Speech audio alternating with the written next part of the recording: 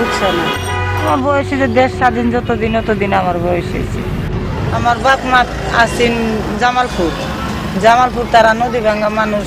তখন মনে করেন যে নদী সব ভাঙ্গে নিয়ে গেলে গায়ে তারা নৌকা করে, নৌকার ভিতরে থাকতে থাকতে পরে মনে করেন যে ওখান থেকে পরে আবার মমিসিং আসে।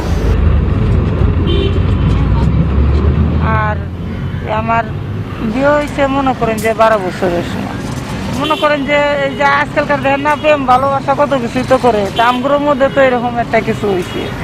ওর পরের বাপের সাথে বিয়ে হয়েছে। স্বামী কাজ কাম করে হোটেলে, তা দিয়ে সংসার চলে না। যখন এই যে মনে করেন যে স্বামী টাকা দিয়ে সংসার আয় উন্নতি করা যায় না, কিছু চলার মতো ক্যাপাসিটি নাই, তার জন্য মনে করেন যে এই তখন নিজেই বাইক দিয়ে বাড়ানি লাগে যে আমারও একটা কোনো কর্মধরন লাগবে। মনে করেন যে হয় যদি নিজের হাতে পুঁজি থাকে, টাকা চালান থাকে, তাহলে আমরা মাল নিজের হাতে কিনে আনি। আর যদি টাকা চালান না থাকে তাহলে মহাজনের কাছে বলি যে আমাদের ব্যবসা করবার জন্য কিছু আপনারা মাল দেন, আমরা তাদের কাছে নিয়ে ব্যবসা করি। নিয়ে বসে যার দোকানে হয় আর যার দোকানে না হয় সে তো বসেই থাকে। সারাদিনে মনে করেন যে 200-300 টাকা বিক্রি কেউ করে, আবার কেউ মনে আছে যে 3-4 হাজার টাকা বিক্রি। মালের সংখ্যাও যার বেশি। তখন আমার মনে করেন যে অল্প টাকার পুঁজি, আমার এই যে সারাদিনে 1000, কত সময় 1200 এরম বিক্রি করি। ঘর ভাড়া থেকে দিই, অনেক কারণে ঘর ভাড়াও না নিয়ে এই রাস্তার কানিতে, রাস্তার কানিতে এখানে থাকি, কে কিছু বলে না। সকাল 7টা বাজে যাই, রাতের 11টা বাজে আসি, সাইডে খাওয়া দাওয়া করি, আবার নিজের মতো ঘুমায় দিই।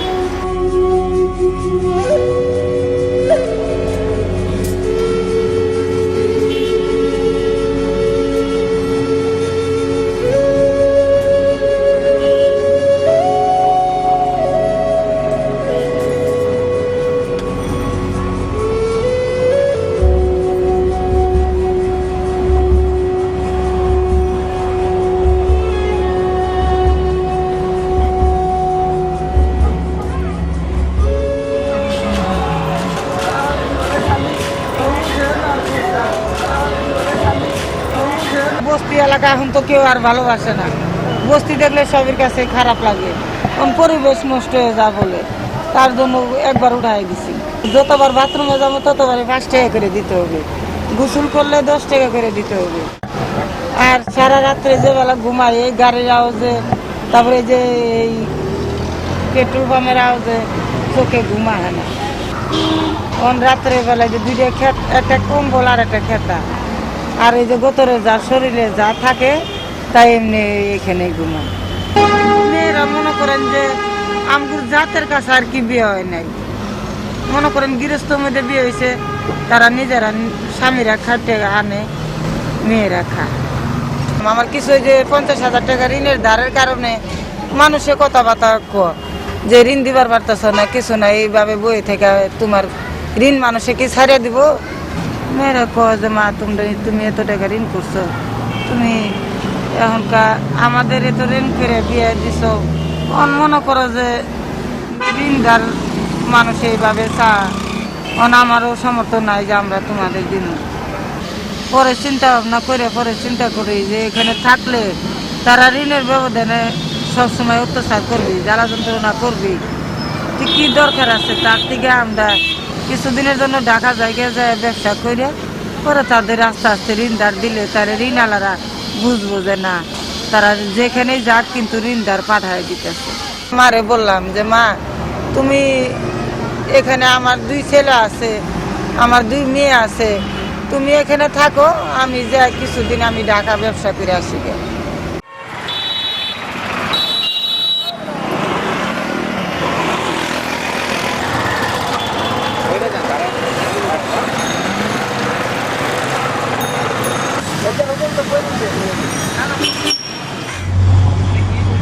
আমার চুরি করতে যে আপনার গোর পিন্ধাইতে আফা গোর পিন্ধাইতে খালা গোর পিন্ধাইতে আর মন চায় না যে চুরি করি।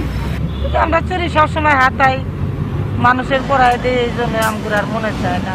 চুরির শব্দ যে ঝুনুর ঝুনুর করে এটাই তো ভালো লাগে না। কারণ খালারা তো একেবারে কত শখের চুটে হুমানে কিনতে থাকে, কাগজ চুরির আওয়াজ শুনলে কাগজ খুব ভালো লাগে। আমাদের তো আর ভালো লাগে না। আমরা খালি বিক্রির ধান্দায় থাকি যে কোন বেলা বিক্রি করবো এই ধান্দায়।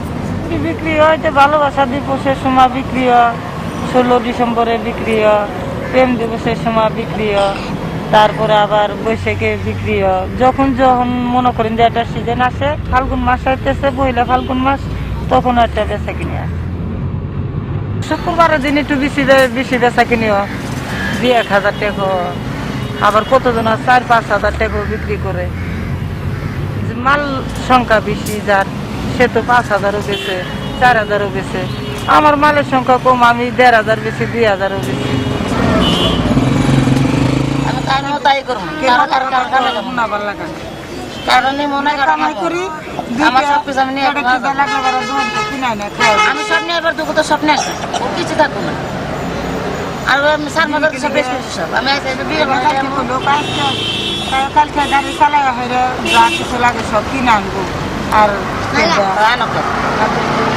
আমরা মানুষের মধ্যে হিংসামি করতে পারি না, আল্লাহ করে আমরা মানুষ গরিব হতে পারি ওতে ওটা। আর মনটা আমাকে অনেক বড় দিচ্ছে, কিন্তু সবার মনের সাথে সবার মন চলবো না।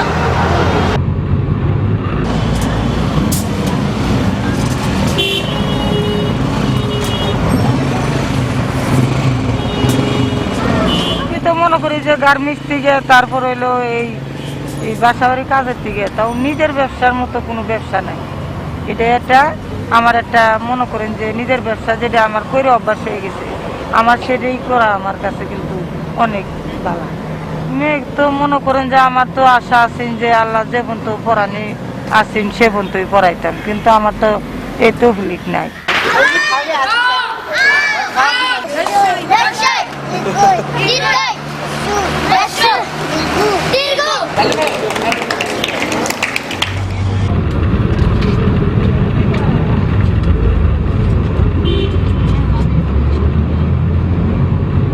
কালকে যে আমি বাসা থেকে আসতে পারি নাই, কালকে মনে করেন যে এনে সম্মেলন গেছে, মনে করেন যে চুরির উপর দিয়ে একজন লাফায় লাফায় একেবারে দোকান, তো মনে করি তারা বুঝবার পাইছে কিনা এটা তো জানি না, দোকানের উপরে দিয়ে লাফায় লাফায় গেছে। আমরা হচ্ছে কিভাবে খাটমু, কিভাবে ভাত খামো, আম করে দিয়েছি চিন্তা ভাবনা। শেখ হাসিনা আমাদের পেটে ভাত দিব না, খালাদা যেও ভাত দিব না, গরিবের কোনো চিন্তা আছে?